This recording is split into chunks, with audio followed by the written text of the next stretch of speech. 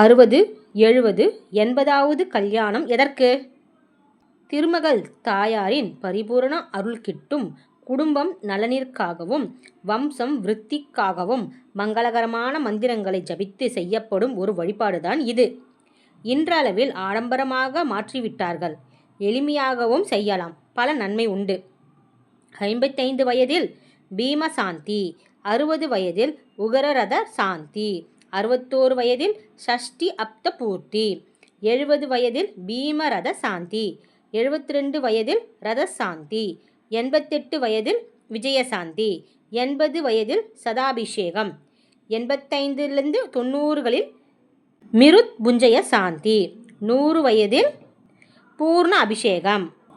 60 வயது திருமணமான தம்பதியரின் ஆண் 60 வயதை அடையும் பொழுது இரண்டாவது முறையாக திருமணம் நடத்தப்படும். இதனை 60ஆம் திருமணம், சஷ்டியத்த பூர்த்தி, மணிவிழா என்றும் அழைக்கின்றனர்.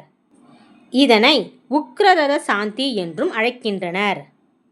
70 வயதில் கல்யாணம். 70 வயது முடிந்த பின்னர் பீமரத சாந்தி செய்யப்படுகிறது. 80 வயதில் கல்யாணம். 80 வயதில் முடிவில் சதாபிஷேகம் செய்யப்படுகிறது. பெரும்பாலும் இது 80 வயதை எட்டிய 7 முதல் 8 மாதங்களுக்கு பிறகு செய்யப்படுகிறது. 90 வயதில் கல்யாணம். 90 வயதில் விஜய ரத சாந்தி செய்யப்படுகிறது.